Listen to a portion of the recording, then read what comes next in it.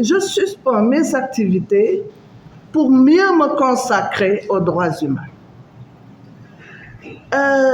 Je suspends mes activités au sein de la direction de Carl Lennon parce que je considère que je ne dois laisser aucun doute sur mon impartialité légendaire.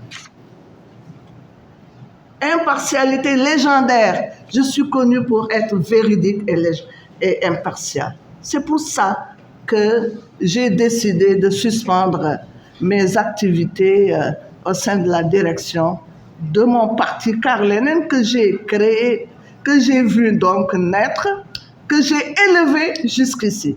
Mais je suis une droit de l'homiste dans le sang, dans les veines, et donc j'ai décidé de suspendre mes activités.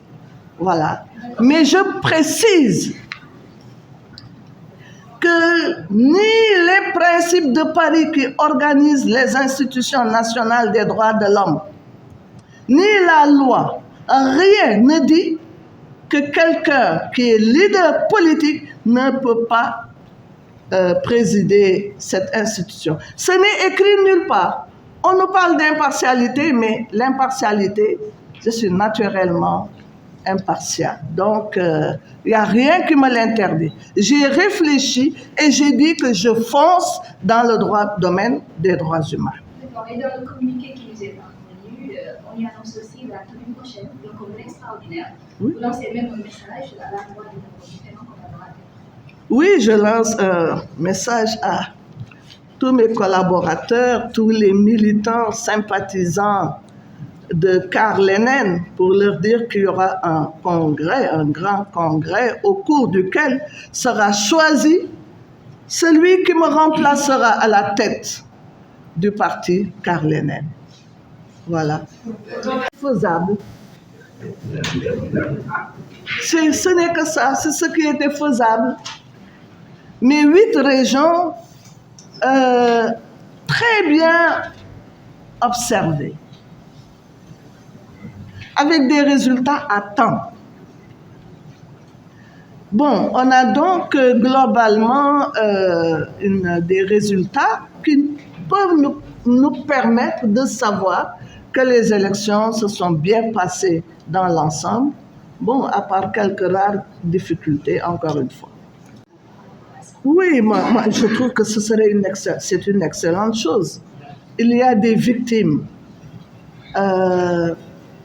dont les droits ont été violés, donc qui se sont sentis lésés.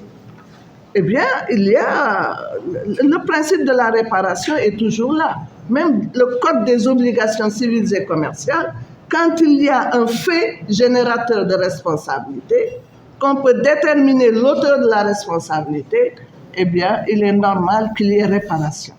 Ça n'a rien à voir d'ailleurs avec une action pénale.